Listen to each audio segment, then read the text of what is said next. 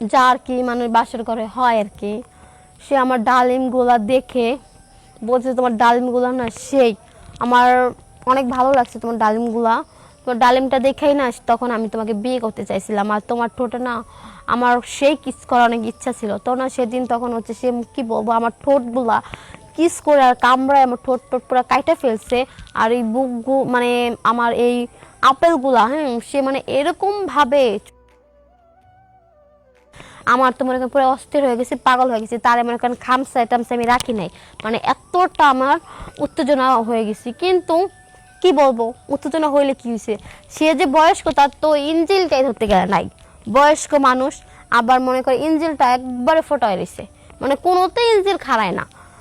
তো আমি তো ভাবলাম হয়তো ইঞ্জিলটা আমার পুকুরে প্রবেশ করাবে, কিন্তু না, পুকুরে আর প্রবেশ করাতে পারলোই না। পরে কি করব, মানে সে চলে গেছে। আমার না কেমন যেন রাগ হইতে থাকলো, জিত হইতে থাকলো। তো এরকম করতে করতে না প্রায় একটা বছর চলে গেছে। তো একটা বছর চলে গেছে, আমার তো মনে করেন এখন চাহিদা, কারণ একটা জিনিস কি না থাকলে মনে বুঝে যে জিনিসটা নাই, আর থাকতে গিয়ে মনটা বুঝে যে আমার হাজবেন্ড হয়েছে, বিয়ে হয়েছে, আমার বান্ধবীরা হাজবেন্ডের সাথে কত কিছু করে। সেটা হচ্ছে তারা আমাকে বলে আজকে এটা করছে, জানো যে আমার হাজবেন্ড আজকে এতক্ষণ খেলছে মানে অনেক কথা অনেক বলে। তো তখন আমার অনেক খারাপ লাগে।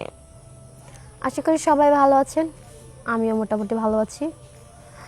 তো আজকে আমার কিছু কথা আপনাদের সাথে শেয়ার করতে চলে আসছি।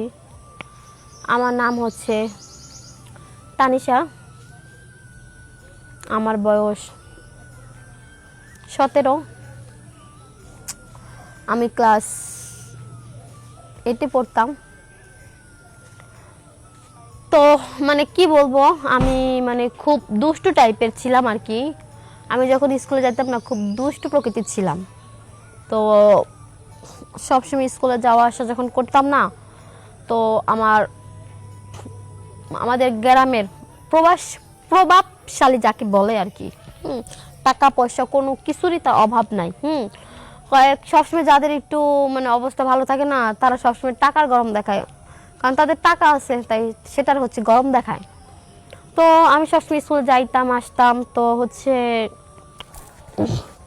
আমাকে হয়তো একদিন হঠাৎ করে সে আমাকে রাস্তায় দেখছে, দেখার পরে কি হয়েছে আমাকে সে রাস্তায় আটকায় বলতেছে কি যে তাকে মানে তার আমাকে অনেক ভালো লাগছে, তার অনেক ভালো লাগছে, সে আমাকে বিয়ে করতে চায়।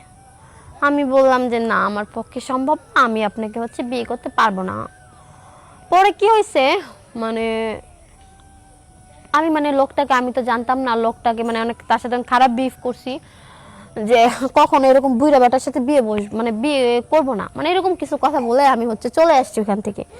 চলে আসার পর হচ্ছে কি বাড়িতে তার পরের দিনই হচ্ছে তার লোকজন পাঠাইছেও আসছে, আসা বলতেছে আপনার মেয়েকে আমার ভালো লাগছে, আমি বিয়ে করবো। তো না ফার্স্ট টাইম রাজি হইতে চায় না, রাজি হয় নাই যে না আমার মেয়েকে পড়াশোনা করাবো, আমার মেয়েকে এখন বিয়ে দিব না। কিন্তু না ওই যে টাকার গরম, যার টাকা আছে তার দাম আছে। টাকা দিয়ে কথাই আছে না, টাকা দিয়ে নাকি বাঘের চোখও মিলানো যায়, ওরকম অবস্থা আর কি। তো টাকা দিয়ে মানে আমার আব্বু আম্মুকে টাকা দেখাইছে, এটা দিবে সেটা দিবে, অনেক লোভ দেখাইছে, লালসা দেখাইছে। তা আমার আব্বু আম্মু না লালসার শিকার হয়ে গেছে, তাদের লোভে পড়ে গেছে। আমার মা বাবা বলছে আমার মাকে হচ্ছে আমার বাবাকে একটা ব্যবসা ধরাই দিবে, তাকে একটা ফ্ল্যাট দিবে, আবার হচ্ছে আমার নামে সব কিছু থাকবে। তা আমার মা বাবা হয়তো ভাবছে যে বয়স্ক হলে হয়েছে কি আমার মেয়ে সারা জীবন লাইফটা সেটেল হবে, অনেক মানে একটা ভালো হবে আর কি। মা বাবা ভাবছে আমি অনেকটা ভালো থাকতে পারবো, এটা ভেবে আমাকে মনে করেন কি বলবো আমি রাজি ছিলাম না, জোর করে হচ্ছে আমাকে বিয়ে দিছে। তো বিয়ে দিছে ভালো কথা। বাসর ঘরে যেদিন মানে প্রথম দিন আমার কাছে সে আসলো, আসার পর মানে অনেকটাই যা আর কি মানে বাসর ঘরে হয় আর কি, সে আমার ডালিমগুলা দেখে বলছে তোমার ডালিমগুলা না সেই আমার অনেক ভালো লাগছে তোমার ডালিমগুলা, তোমার ডালিমটা দেখেই না তখন আমি তোমাকে বিয়ে করতে চাইছিলাম। আর তোমার ঠোঁটে না আমার সেই কিস করার অনেক ইচ্ছা ছিল। তো না সেদিন তখন হচ্ছে সে কি বলবো আমার ঠোঁটগুলা কিস করে আর কামড়ায় আমার ঠোঁট পুরো কাইটা ফেলছে।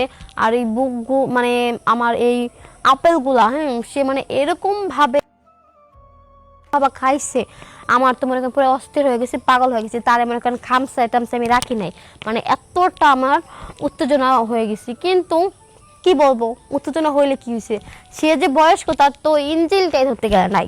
বয়স্ক মানুষ আবার মনে করে ইঞ্জিলটা একবারে ফোটায় রয়েছে, মানে কোনোতেই ইঞ্জিল খাড়ায় না।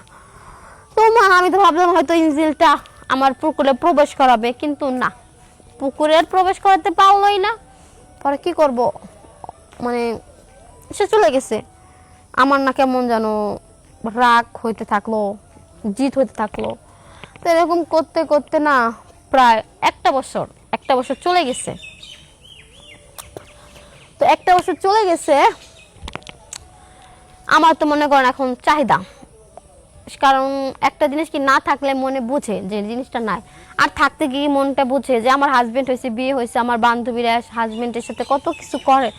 সেটা হচ্ছে তারা আমাকে বলে আজকে এটা করছে, জানো যে আমার হাজবেন্ড আজকে এতক্ষণ খেলছে, মানে অনেক কথা অনেক বলে। তো তখন আমার অনেক খারাপ লাগে।